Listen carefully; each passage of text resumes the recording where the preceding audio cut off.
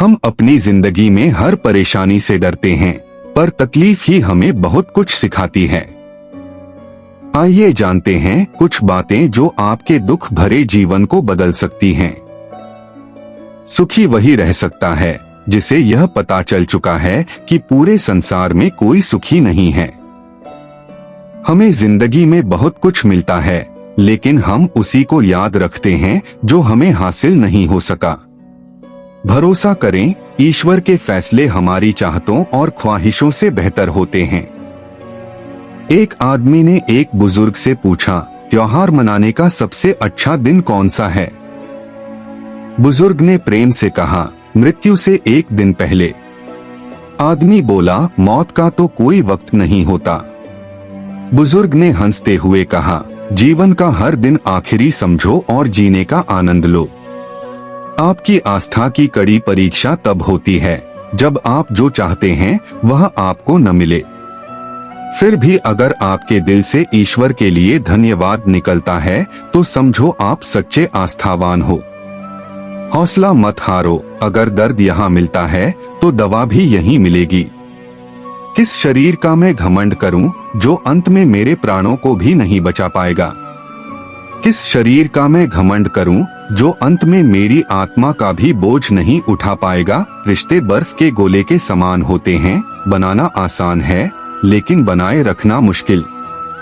इस दुनिया की सबसे महंगी चीज एहसास है जो हर इंसान के पास नहीं होता।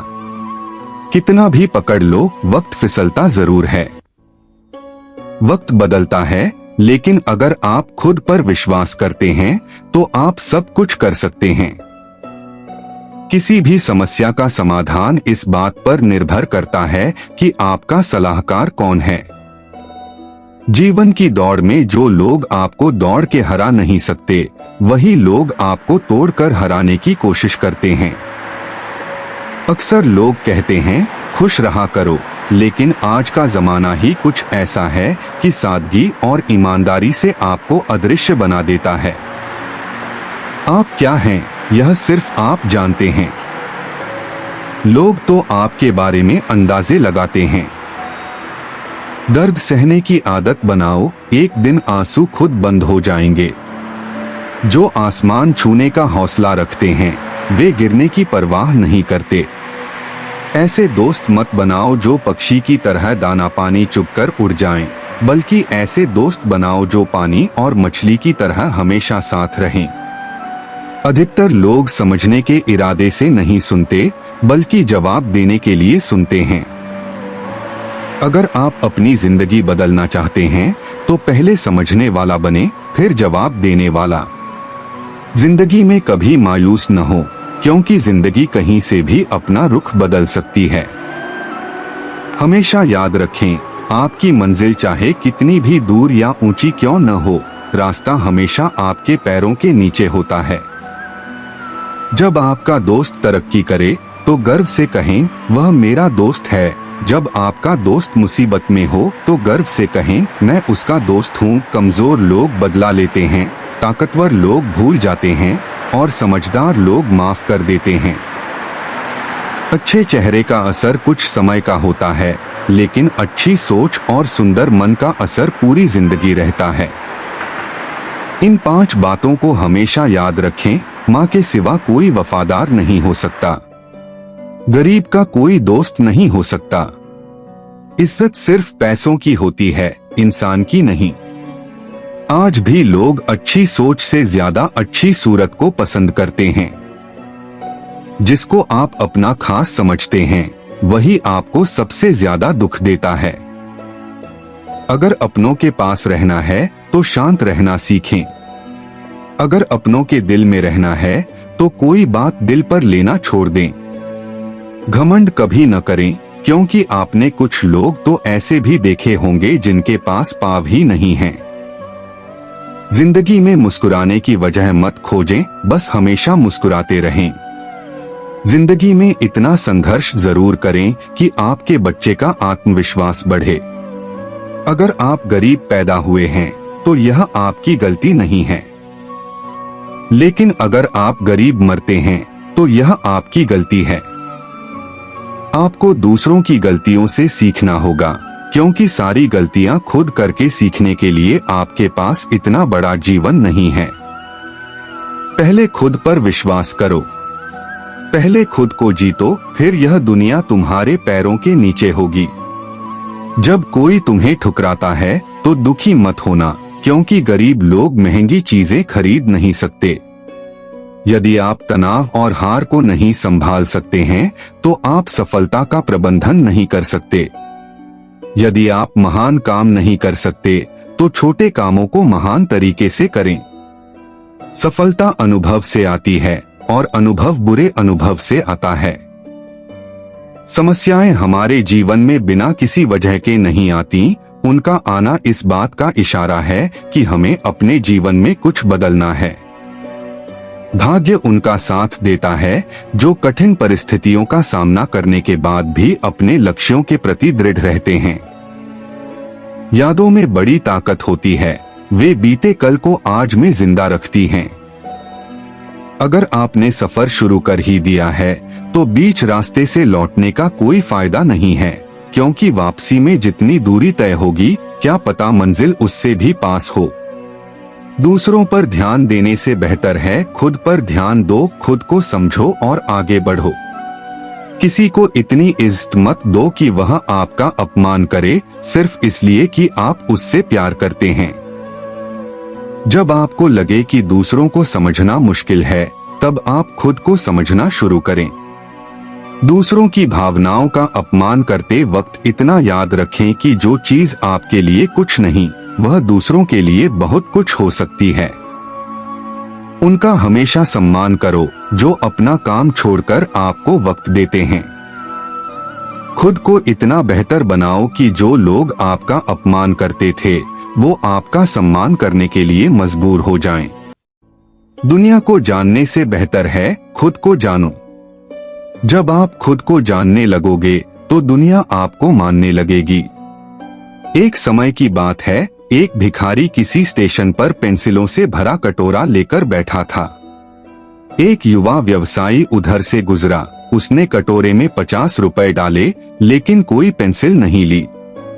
ट्रेन में बैठने के बाद वह दरवाजे से उतरकर भिखारी के पास लौटा और कुछ पेंसिल उठाकर बोला, मैं कुछ पेंसिल लूंगा, इनकी कीमत है। आखिर तुम एक व्यापारी हो और मैं भी। कुछ वर्षों बाद वह व्यवसायी एक पार्टी में गया जहां भिखारी भी मौजूद था।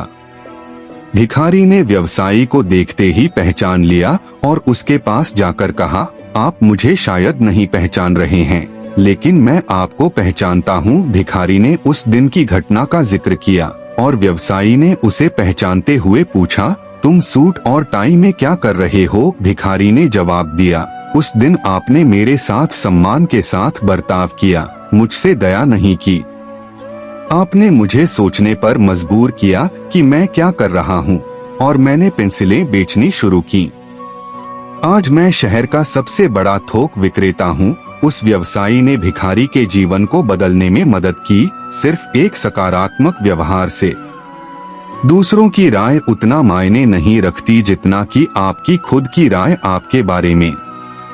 आत्मसम्मान हमें प्रेरित करता है, इसलिए अपने बारे में एक श्रेष्ठ राय बनाएं और आत्मसम्मान से भरा जीवन जिएं। किसी की मदद करने के लिए धन की नहीं, बल्कि एक अच्छे मन की जरूरत होती है। ठुकरा दो अगर कोई जिल्लत से समंदर दे, इज्जत से जो मिले तो कतरा भी बहुत है। खाली हाथ फैला दो, वह बंद लबों की बोलियां भी सुनता है। माना कि वक्त सता रहा है, पर कैसे जीना है वह भी तो बता रहा है। कमियां ढूंढोगे तो मिल ही जाएंगी, पर छोटी छोटी बातों पर रिएक्शन देने से रिश्ते टूटते हैं।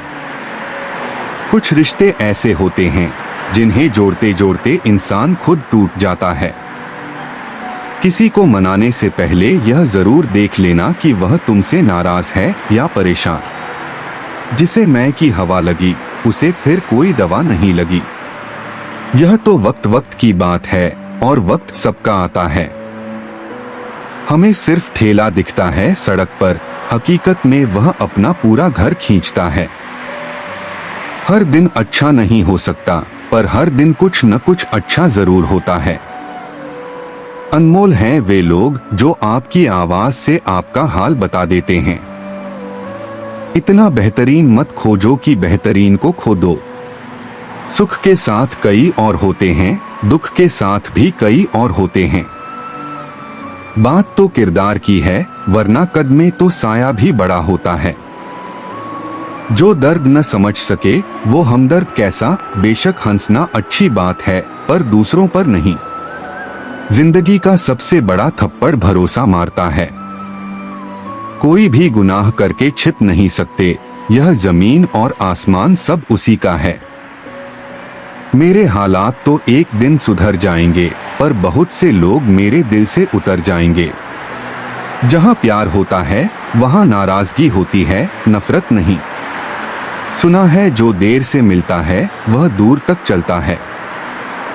बहुत अच्छा होना भी हमेशा अच्छा नहीं होता। सत्य की नाव डगमगाती जरूर है, पर डूबती नहीं। आप खुश हैं यह बहुत अच्छी बात है, पर आपकी वजह से कोई खुश हो यह सबसे अच्छी बात है। घर पहुंचकर फोन कर देना, यह कहने वालों को कभी न खोना। हैरान करके लोग मुझे खुश होते हैं और मैं खुश होकर लोगों को हैरान करता हूँ। बरसों से रोती आंखों का एहसास उन्हीं को होता है जिनके घर घर के कच्चे हैं।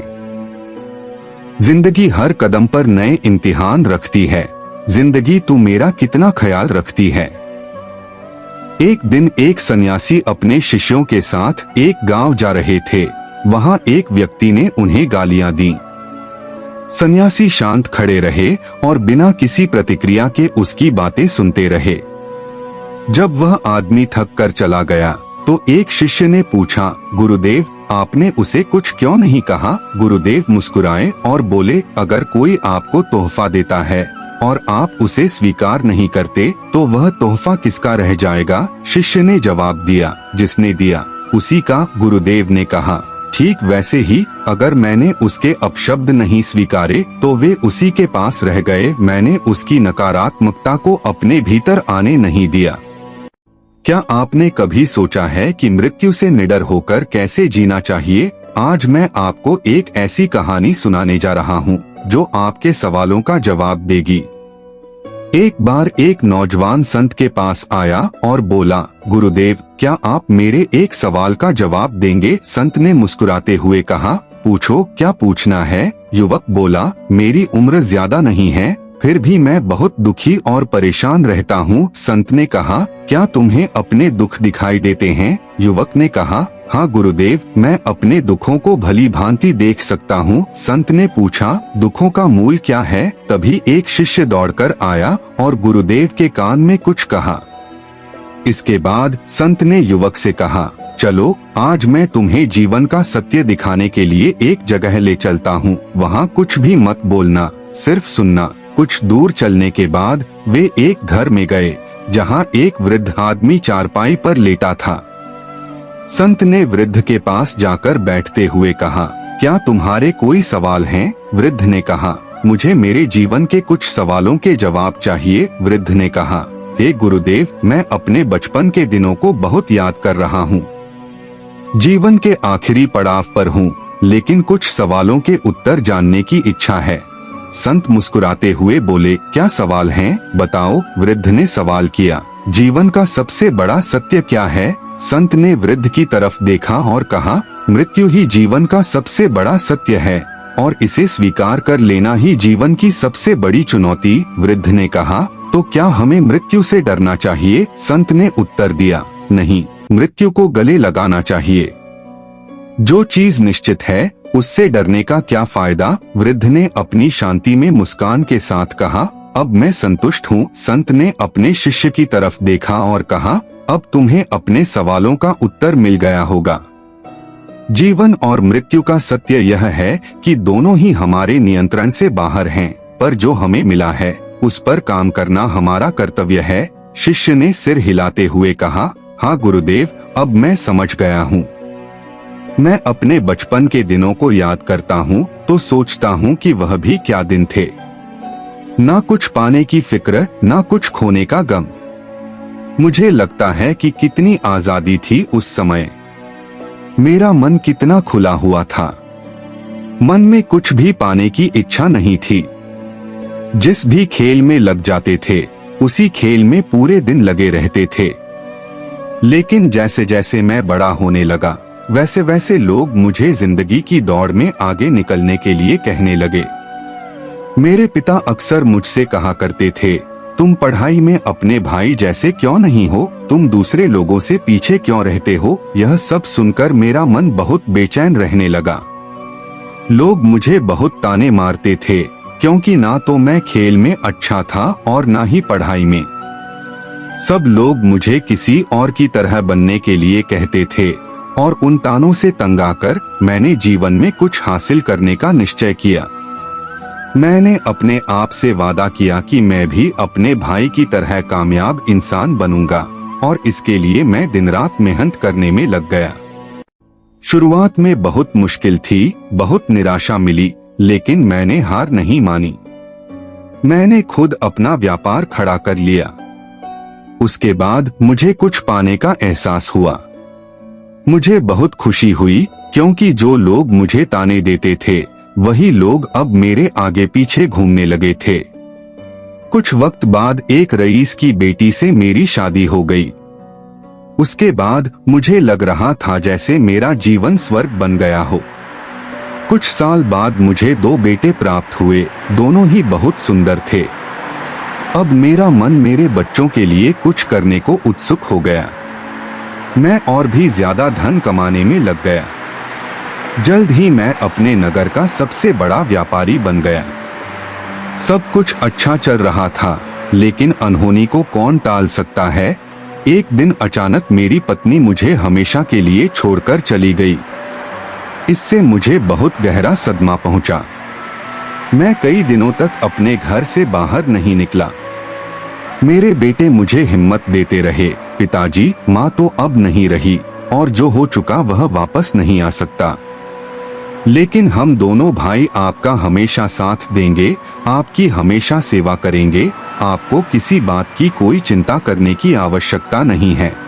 धीरे धीरे मैंने भी अपने मन को समझा लिया कि अब मुझे अपनी प्रिय पत्नी के बिना ही जीना पड़ेगा। इसीलिए मैंने अपना मन अपने बेटों से जोड़ लिया। उनकी खुशी में ही मुझे खुशी होती थी, उनके दुख में ही मुझे दुख होता था। लेकिन गुरुदेव, जीवन के इस चक्र में मुझे अक्सर महसूस होता है कि आखिर जीवन क्या है, जीवन को उसकी गहराइयों में कैसे समझा जाए, यह कैसे जाना जाए कि मैं कौन हूँ और इस दुनिया में क्या करने के लिए आया हूँ। ऐसे तमाम सवाल मेरे मन में उठते रहते थे और मुझे आपके बारे में पता चला कि आप ध्यान की ऐसी प्रणालियाँ बताते हैं जिससे जीवन का अर्थ समझा जा सकता है। लेकिन मैं हमेशा सोचता रहता था कि पहले मैं अपने जीवन से दुख और परेशानियों को दूर कर लूंगा, उसके बाद ध्यान में अपना मन लगाऊंगा। और यही सोचते सोचते मैं कभी ध्यान नहीं कर पाया। धीरे धीरे समय बीतता गया और आखिर में उम्र ढलने के बाद मैं बीमार पड़ गया। वैसे मेरे जीवन में कोई कमी नहीं रही, मेरे बेटों ने मेरा अच्छा साथ दिया। मैंने जीवन में बहुत कुछ हासिल किया, लेकिन अब जब मैं अपने जीवन को पीछे मुड़कर देखता हूँ तो मुझे एहसास होता है कि मेरे बचपन के दिन ही सबसे प्यारे दिन थे।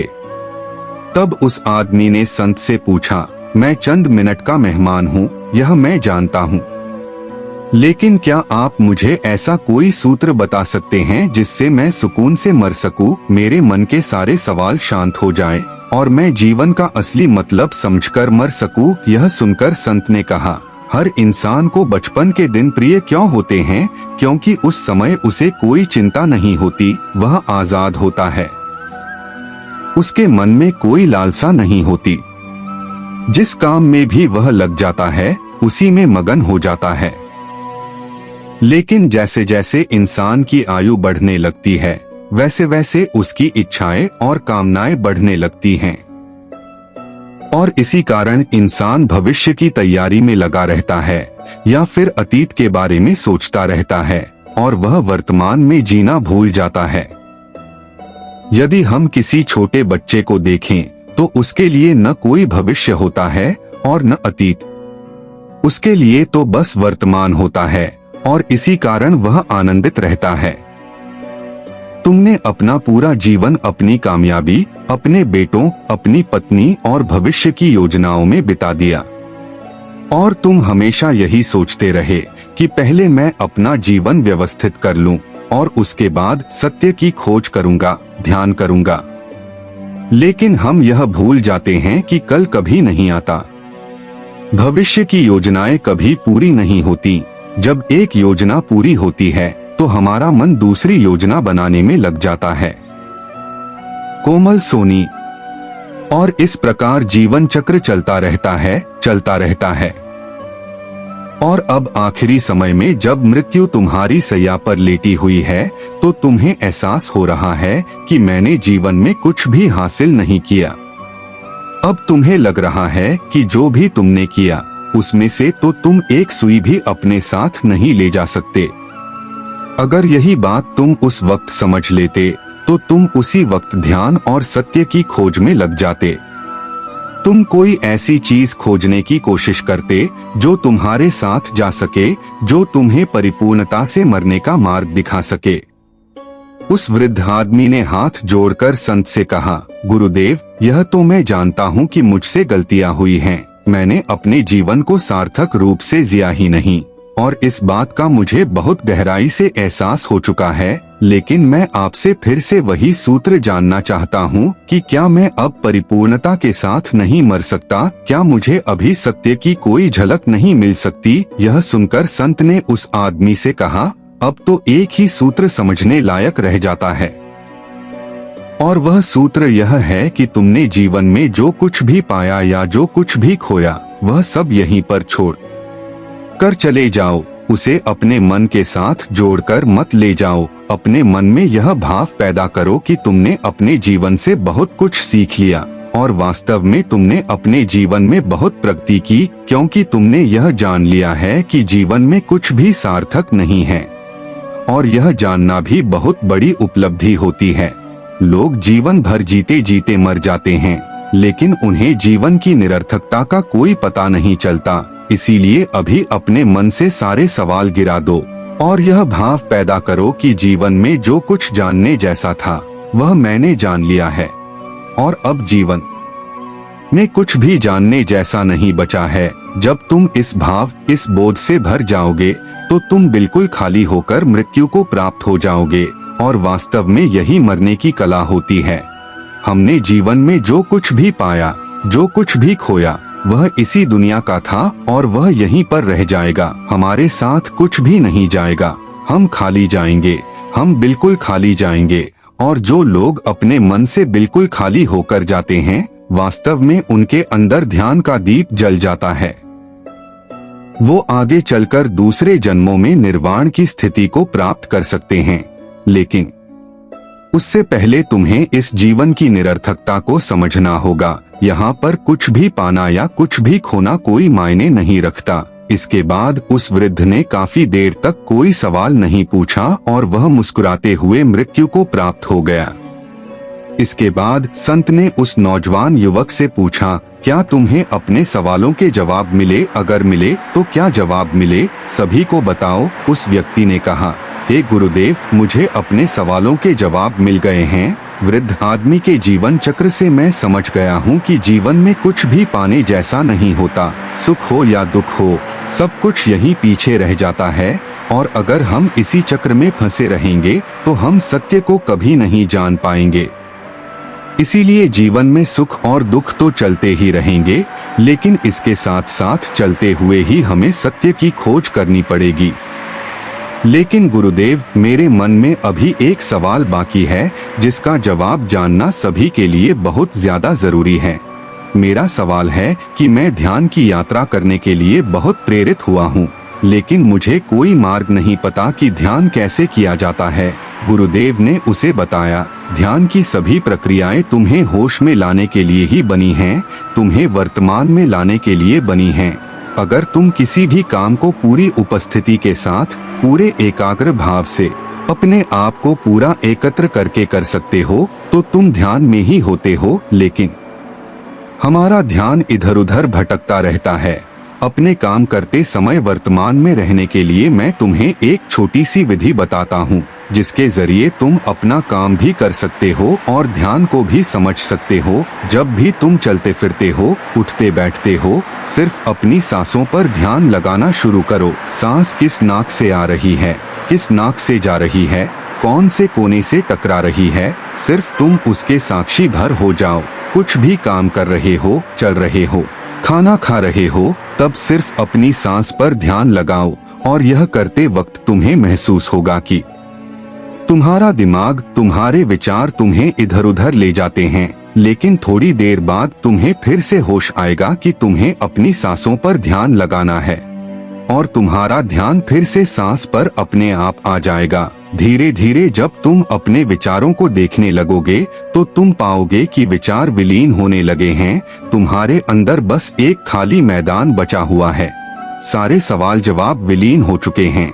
इसके बाद संत ने कहा, जो सांसें होती हैं वो वर्तमान में चलती हैं, ना तो वो भविष्य में चलती हैं, ना ही अतीत में वो वर्तमान होती है। वही वर्तमान स्थिति होती है। और जब तुम अपनी सांसों से जुड़ जाते हो तो तुम वर्तमान में ध्यान लगाना सीख जाते हो, क्योंकि सांसें जिन पर तुम ध्यान लगा रहे हो वह तुम्हें वर्तमान में लाती हैं।